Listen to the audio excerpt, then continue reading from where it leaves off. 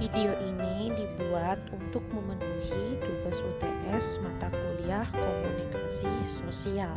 Teman-teman semua, perkenalkan aku Maira. Di video kali ini aku akan menjelaskan tentang 7 materi komunikasi. Materi pertama tentang definisi komunikasi dan istilah dalam komunikasi. Materi kedua tentang komponen-komponen dalam komunikasi. Materi ketiga tentang tujuan dan fungsi dari komunikasi. Materi keempat tentang fungsi komunikasi dalam konteks sosial dan pendidikan.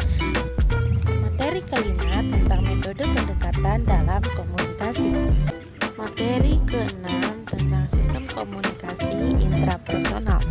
Materi ketujuh tentang sistem komunikasi interpersonal.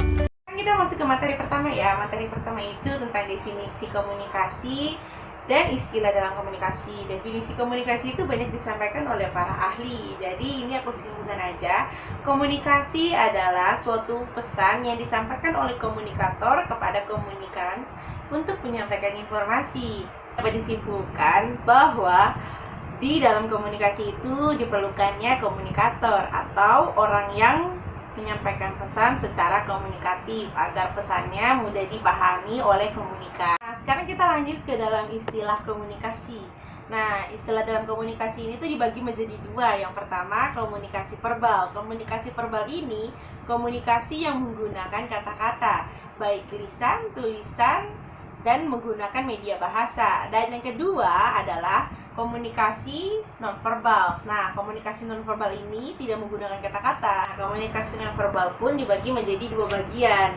Yang pertama itu komunikasi nonverbal vokal. Contohnya itu seperti intonasi, gaya bicara, jeritan. Nah, kedua komunikasi nonverbal nonvokal. Contohnya itu seperti bahasa isyarat, eye contact, gestur tubuh, body language, terus bisa gerakan, ya, dan lain-lainnya. Sekarang kita masuk ke materi kedua, yaitu komponen-komponen dalam komunikasi. Yang pertama adalah komunikator, yang kedua komunikan, yang ketiga adalah pesan, yang keempat adalah media, yang kelima adalah feedback, dan yang keenam adalah efek. Sekarang kita masuk ke materi ketiga, yaitu tujuan dan fungsi dari komunikasi.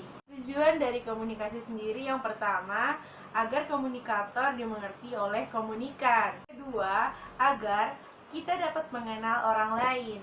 Ketiga, agar pendapat kita diterima oleh orang lain. Fungsi dari komunikasi yang pertama sebagai alat kontrol, yang kedua sebagai alat motivasi, yang ketiga sebagai alat ungkapan emosional, yaitu contohnya kayak pengungkapan rasa sedih kita, rasa gembira kita, dan lain-lain. Yang keempat sebagai alat komunikasi tentunya, karena ini fungsi dari komunikasi. Sekarang kita masuk ke materi keempat tentang fungsi komunikasi dalam konteks sosial dan pendidikan. Fungsi komunikasi pendidikan sendiri yang pertama sebagai kompetensi dasar. Maksudnya itu mahasiswa dapat mengerti fungsi dari komunikasi sebagai proses pembelajaran. Yang kedua sebagai motivator. Nah, maksudnya itu ketika guru atau dosen kamu sedang memberitahu kamu cara belajar yang baik, maka itu sebenarnya dia sedang memberitahu kamu atau sedang memotivasi kamu. Sekarang fungsi komunikasi dalam sosial. Yang pertama bertukar informasi, yang kedua bersosialisasi, dan yang ketiga berdiskusi, dan masih banyak lagi. Materi kelima tentang metode pendekatan komunikasi. Yang pertama, pendekatan subjek, yang kedua, pendekatan objek, yang ketiga, pendekatan emosional, dan yang keempat, pendekatan eksplisit. Eksplisit itu memahami orang lain. Kita masuk ke materi ke-6 tentang sistem komunikasi intrapersonal. Yang pertama, ada sensasi, yang kedua ada persepsi, yang ketiga ada memori, dan yang keempat ada berpikir. Masuk ke materi yang terakhir, yaitu tentang sistem komunikasi interpersonal. Yang pertama ada pengirim dan penerima pesan, yang kedua ada pesan.